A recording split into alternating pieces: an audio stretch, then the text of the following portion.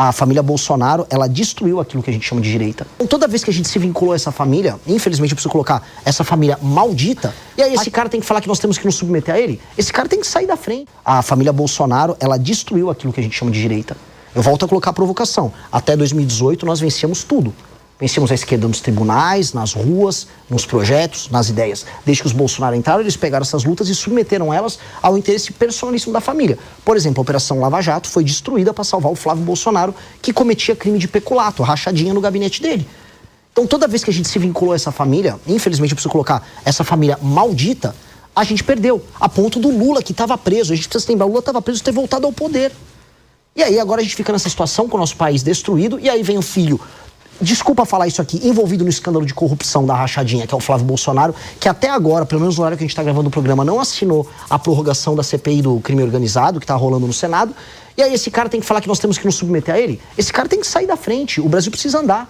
Assim como o Lula precisa simplesmente, vai tocar a vida dele, vai dar milho pra pombo, sabe? O Flávio Bolsonaro tem que fazer a mesma coisa, para de atrapalhar o nosso caminho. Renan, agora me fala uma coisa, então, em relação à sua diferença com os bolsonaristas. Você é a favor ou contra o PL da anistia geral, ampla e restrita? Ou você é a favor da dosimetria? Ou de nada disso? Enfim, essa é uma pauta que não tem como você fugir nesse momento. Não tem e jamais fugimos. O nosso deputado federal, Kim Kataguiri, ele é favorável ao PL da dosimetria. Porque a gente acredita numa coisa, por mais que, haja vícios formais, e qualquer um que vem do campo do direito sabe que houve vícios formais no processo como um todo que envolve aquelas pessoas, e o próprio Jair Bolsonaro, há também o cometimento do crime.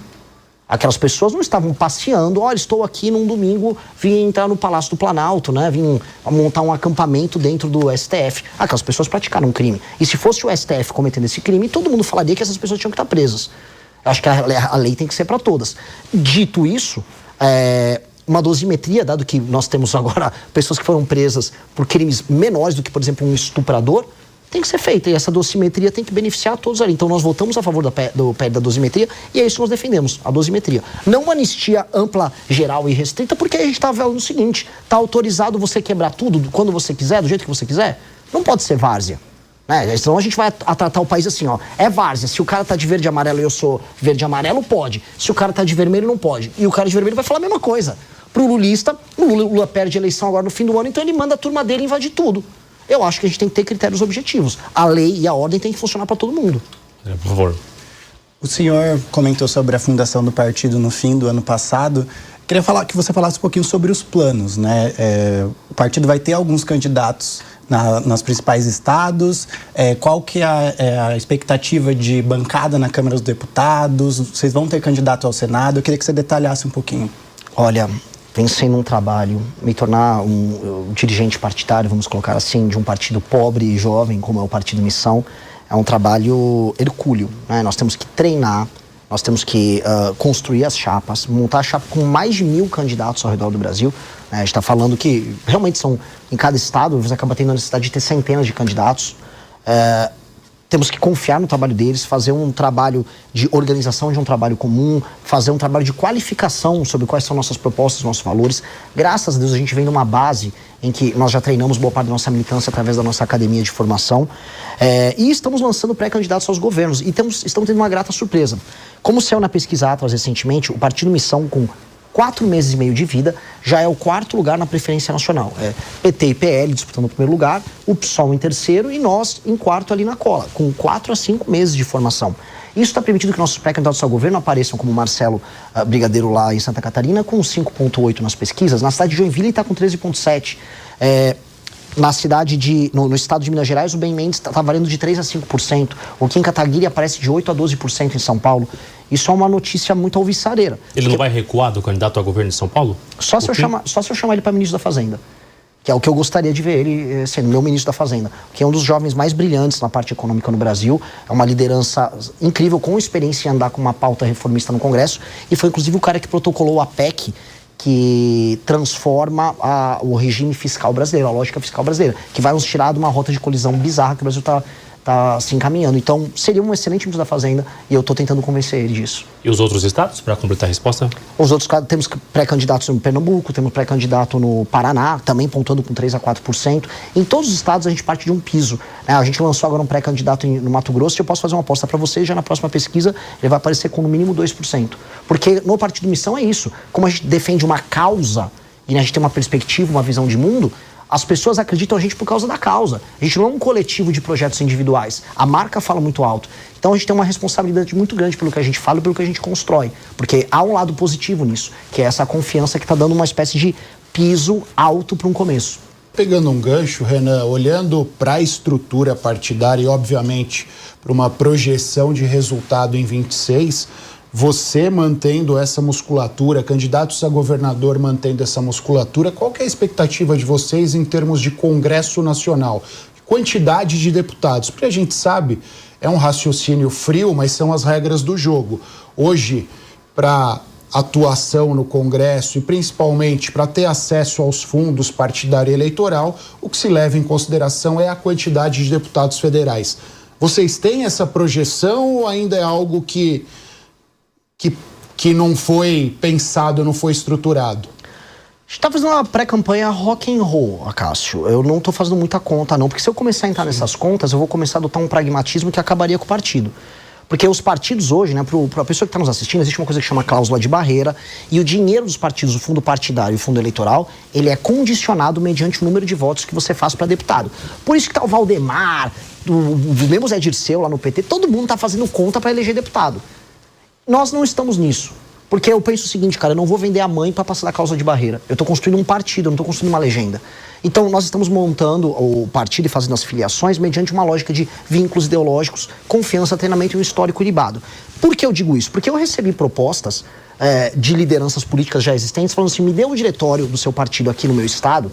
Recebi proposta em Mato Grosso, recebi proposta em Minas, recebi proposta na Bahia.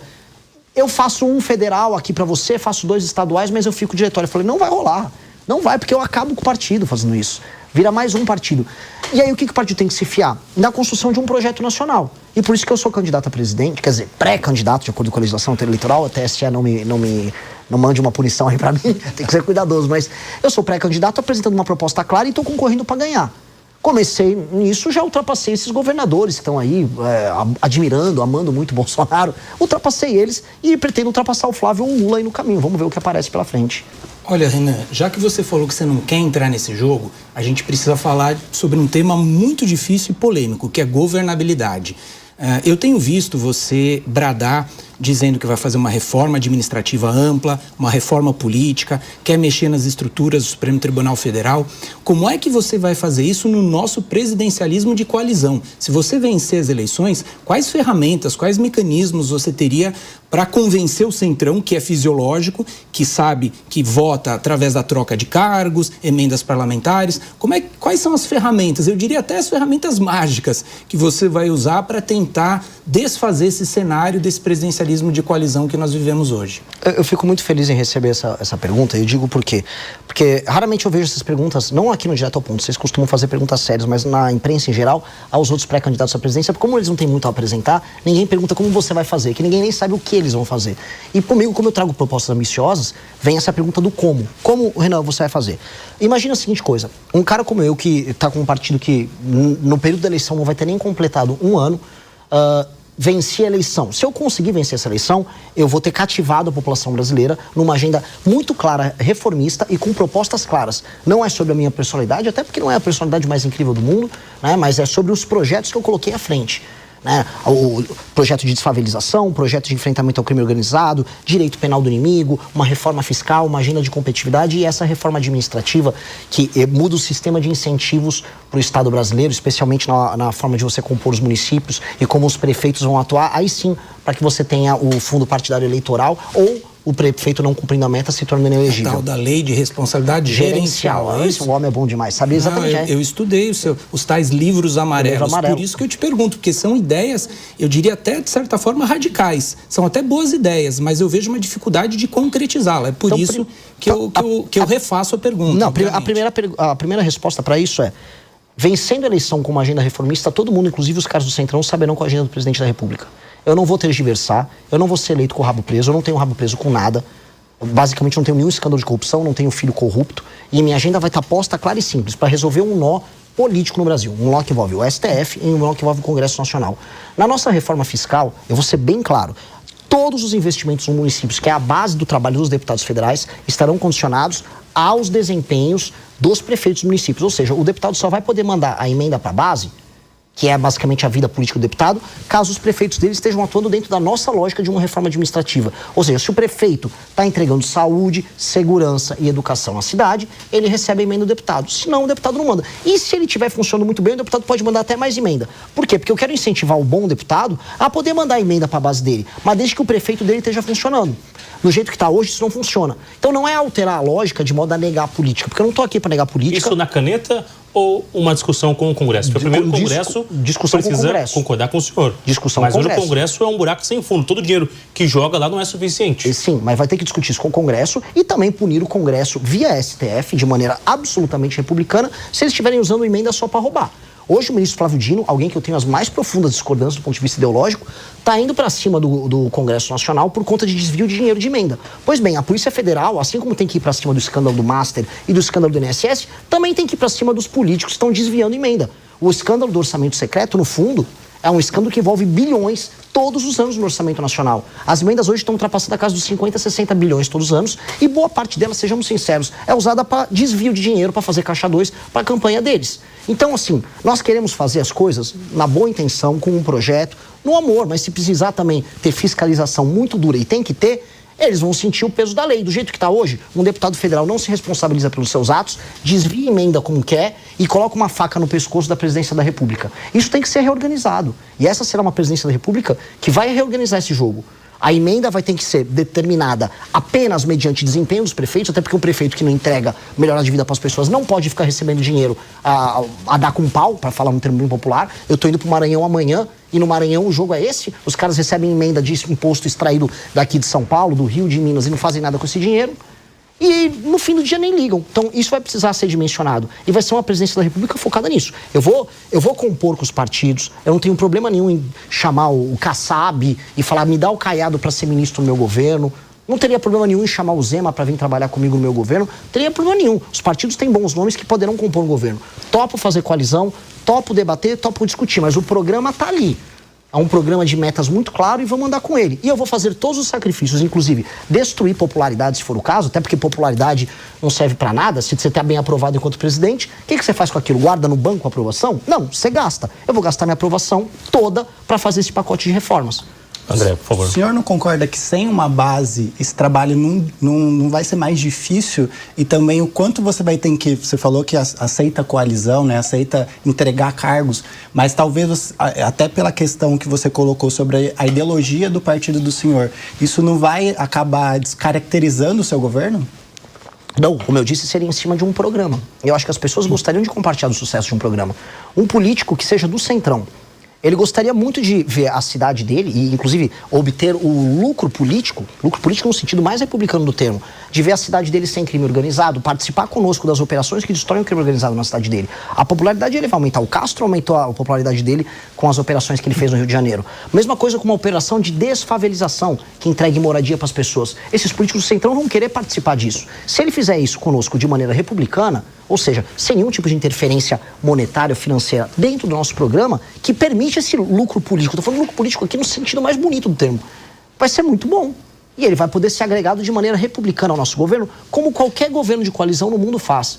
Eu não estou inventando a roda. Eu só estou propondo fazer as coisas como os países sérios o fazem. Né? Naturalmente a gente fala, o Brasil não é um país sério porque nós temos políticos muito corruptos. E aí vem as alterações na legislação brasileira no sentido de lei e ordem muito clara, de volta da prisão em segunda instância, de separar o STF apenas como tribunal constitucional e não como tribunal que vira uma última instância para político, para eles entenderem também que se eles andarem fora da linha, a casa cai.